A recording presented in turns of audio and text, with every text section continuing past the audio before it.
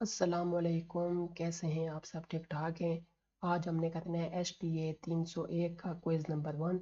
इसमें जो है लेक्चर नंबर 1 से लेकर 9 तक जो है इसमें शामिल है।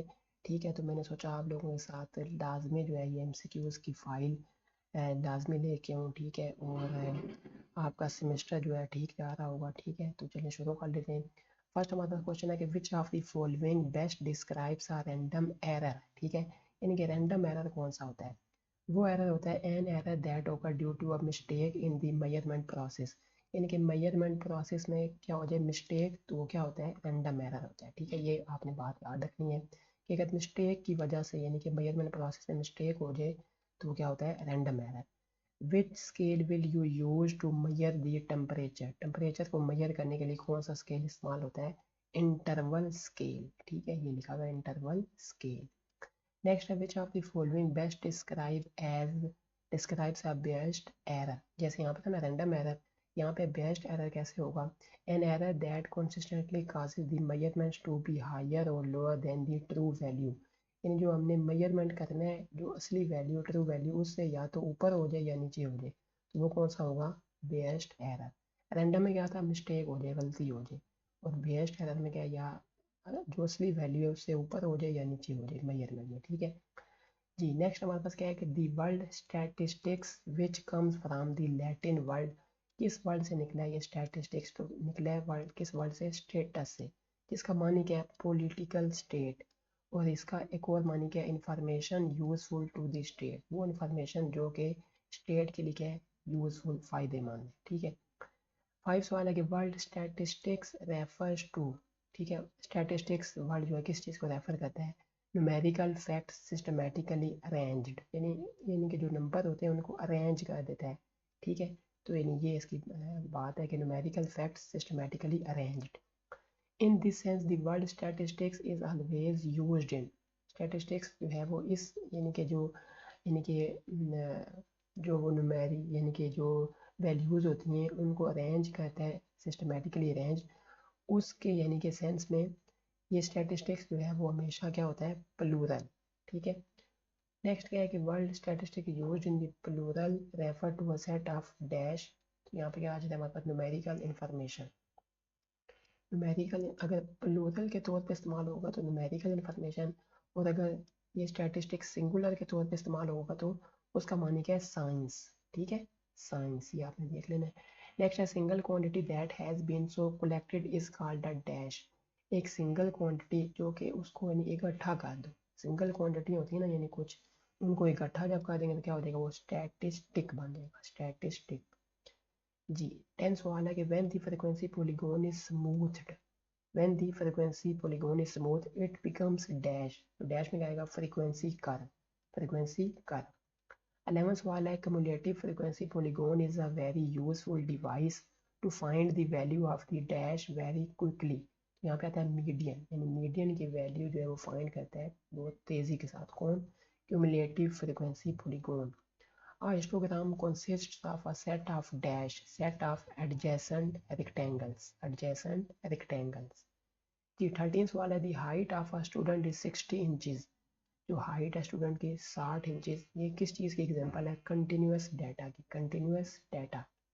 14 सवाल है in cumulative frequency polygon the cumulative frequency of each class is plotted against dash. तो डैश में आ जाएगा अपर क्लास बाउंड्री। ठीक है।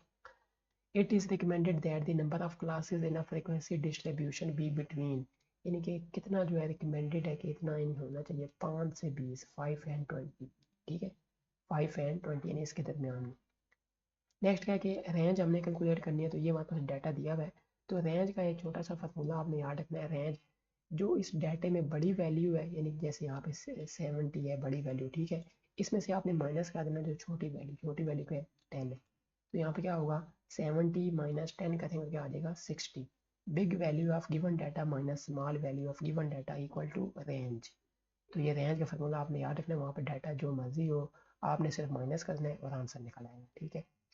17 वाला rankings of the finishes of competitors in a foot race is an example of. ये किस चीज़ की एग्जांपल है? ऑर्डिनल स्केल की, ऑर्डिनल स्केल। ठीक है। नेक्स्ट है given the n values in a series the geometric mean is dash. तो ज्योमेट्रिक मीन क्या होता है? The nth root of the product of n positive values, nth root. ठीक है। 19 सवाल है, which of the following is a true statement about the median. Median के बारे में कौन सी चीज़ जो है वो ठीक है? तो ये वाली चीज़ ठीक है, it is the middle value of the data values. यानी कि डाटा दिया होता है उसमें जो दरमियानी वैल्यू होती है ना, वो क्या होता है? वो होता है मीडियन। ठीक है, ये बात याद रखनी है। इसके आगे एक सवाल भी है, वो भी हम देखेंगे। For a certain distribution if, यहाँ पे सिग्मा, यहाँ पे जो है ना वो समेशन है। ठीक है, summation x minus 2 equal to 18, summation x minus 24 equal to 0, summation x minus 28 equal to minus 24। तो अर्थमेटिक मीन निकालना है, इसको हम सॉल्व करेंगे ना तो ये हमारे पास 24 इसका आंसर आ जाएगा। ठीक है, तो ये इसका जो है मतलब एक सवाल था, सवाल में ये आंसर आएगा, तो ये इसका इस एमसीक्यूज एक मान गए। यानी कि अब देखिए पूरा सवाल है ये, उसको एक एमसीक्यूज में डाल दिए। नेक्स्ट क्या है? Relationship among the averages. ठीक है, रिलेशनशिप बताना है आपने एवरेज के बारे में, कौन सी चीज़ ठीक है? GM geometric mean is less than equal to harmonic mean is less than equal to arithmetic mean. ठीक है, ये जो है इस तरह का रिलेशनशिप है। Component bar chart in which dash each bar is divided into 2 और मोर सेक्शन। हर बार को डिवाइड कर दो 2 या 2 से ज़्यादा सेक्शंस में, उसे कहते हैं component bar chart. What is the median of this set of number? अब ये आ गया है, ये हमारे पास डाटा है, इसमें हमने बताना है मीडियन। मीडियन कौन सा होता है? यानी कि दरमियानी वैल्यू। दो वैल्यू साइड पे कर दी, इस साइड से दो वैल्यू साइड पे साइड कर दी, बीच में क्या रह गया? 7। तो ये 7 क्या आ गया हमारे पास? मीडियन आ जाएगा इसका। ठीक है, तो ये आसान सा था, यानी कि इस तरह का डाटा कोई भी आ जाए, ठीक है, तो आपने दरमियानी वैल्यू, जो भी दरमियानी वैल्यू है ना, वो आपने जो है वो लिख देने। अगर फॉर एग्जांपल यानी 4 ही वैल्यू हो, 4 6 7 9, अब इसमें तो कोई दरमियानी नहीं है, तो बीच वाली दो वैल्यू उठा लेनी, बीच वाली दो यानी 6 और 7। तो क्या कितना क्या है? 6 प्लस 7 डिवाइड बाई 2। 6 को जमा करना है 7 में, डिवाइड कर देना है 2, तो वो आ जाएगा मीडियन। ठीक है, अगर इवन नंबर हो, यहाँ तो ओड है ना, तो आसानी के साथ मिल गया 7 आ गया। ठीक है, तो इस तरह ये आपने देख लेना है। नेक्स्ट क्या 24 वाला, according to percentiles median to be measured must lie in dash south, यानी कि 100 यानी परसेंटेज का मतलब क्या होता है? Divide by 100। तो यहाँ पे परसेंटाइल है, यानी एक ही मकसद है, यानी कि एक ही अल्फाज है, तो क्या होगा यहाँ पे? साउथ 100। वहाँ पे आ जाए क्वार्टाइल, यानी कि क्वार्टर, तो क्या होगा? फोर्थ। क्वार्टर फोर्थ होता है ना, तो क्वार्टाइल आ जाए तो फोर्थ, परसेंटाइल आ जाए तो 100। ठीक है ना। 25 वाला arrangement of data in rows and columns is called dash, यानी कि डाटा रोज और कॉलम की जो अरेंजमेंट है उसमें कहते हैं tabulation. Which branch of statistics deals with the technique that are used to organise summarise and present the data, उसमें कहते हैं descriptive statistics. Descriptive statistics. Next 27 सवाल, a characteristic that varies with an individual or an object is called a dash, वो होता है variable. ठीक है, the given set of all possible values from which the variable takes on a value is called, उसको कहते हैं domain. ठीक है, डोमेन यानी set of all possible values, जितनी पॉसिबल वैल्यूज उसमें आ सकती हैं, तो उसमें क्या कहेंगे? Domain. A variable is called a dash, इस वेरिएबल को हम क्या कहेंगे? When a characteristic can be expressed numerically, अगर जो हमारे पास खसूसियात है ना वो क्या एक्सप्रेस कर रही होगी? एज क्या है इसकी, वेट क्या है इसका, तो वो होगा क्वांटिटी, क्वांटिटेटिव वेरिएबल। ठीक है, यदि वहाँ पे कोई अगर एज दे देते हैं तो कहते हैं ये क्या चीज़ है? क्वांटिटेटिव, क्वांटिटी है ये। ठीक है, a qualitative characteristic is also called a dash, qualitative characteristic को हम एट्रीब्यूट भी कहते हैं, attribute. a measurement scale possessing a constant interval size distance but not a true 0 point, लेकिन 0 point नहीं होता, तो उसमें कहते हैं इंटरवल स्केल, इंटरवल स्केल। ठीक है, data that have been originally collected raw data and have not undergone any sort of statistical treatment are called dash, primary data, primary data. Data that have been collected, classified, tabulated, presented in some form for a certain purpose, किसी purpose के लिए हम जो है वो classify कर लें किसी तरह, यानी कि उसको अरेंज कर लें, तो वो क्या होता है? Secondary data.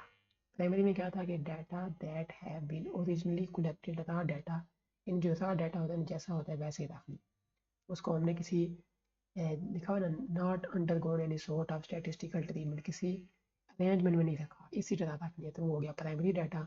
किसी अरेंजमेंट में रखा, क्लासीफाई कर दिया, टेबुलेटेड कर दिया, प्रेजेंट कर दिया किसी फॉर्म में, ठीक है, फॉर अ सर्टन पर्पस के कोई चीज़ वो जाहिर कर रहा हो, तो वो क्या होगा? Secondary data.